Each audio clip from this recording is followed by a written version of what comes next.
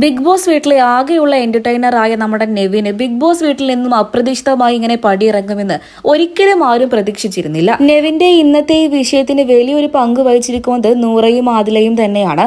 അതുകൊണ്ട് തന്നെ big boss വീട്ടിലെ വലിയൊരു ഗ്രൂപ്പിന്റെ എതിർചേരിയിലാണ് ഇപ്പോൾ നൂറയും ആദിലയും നിൽക്കുന്നത്. സത്യത്തിൽ ലൈവ് കണ്ടപ്പോൾ എല്ലാവരും ഒന്ന് ഷോക്ക് ആയിട്ടുണ്ടാകും. കാരണം നൂറയുടെ ഭാഗത്തു നിന്നും ഇങ്ങനെയൊരു പെർഫോമൻസ് ഒട്ടും തന്നെ പ്രതീക്ഷിച്ചിരുന്നില്ല.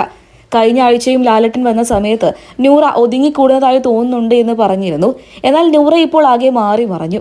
കറക്റ്റ് ടൈമിൽ തഗ് ഡയലോഗ് അടിച്ച് ആദിലയും നൂറയും തന്നെയാണ് നെവിനെ അവിടെ നിന്ന് ചാടിച്ചത്. ഇനി മുന്നോട്ടുള്ള ബിഗ് ബോസിന്റെ പ്ലാനിങ് എന്തോ ആയിക്കോട്ടെ, എന്തായാലും ഇപ്പോൾ നിലവിൽ നെവിനെ പുറത്താക്കാൻ കാരണം നമ്മുടെ ആദിലയും നൂറയും തന്നെയാണ്.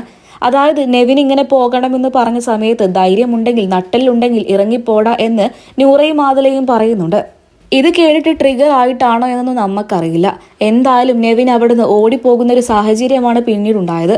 എന്തായാലും ഇതിന്റെയൊക്കെ പിന്നിൽ ആദിലയും നൂറയും തന്നെയാണ്. എന്നാൽ ആദിലയ്ക്കും നൂറയ്ക്കും എതിരെ സംസാരിക്കാൻ ആരും തയ്യാറാകുന്നില്ല. എല്ലാവരും ഭയന്നിട്ടാണോ എന്നറിയില്ല. എല്ലാവരും അനുമോളുടെ പിന്നാലെയാണ്.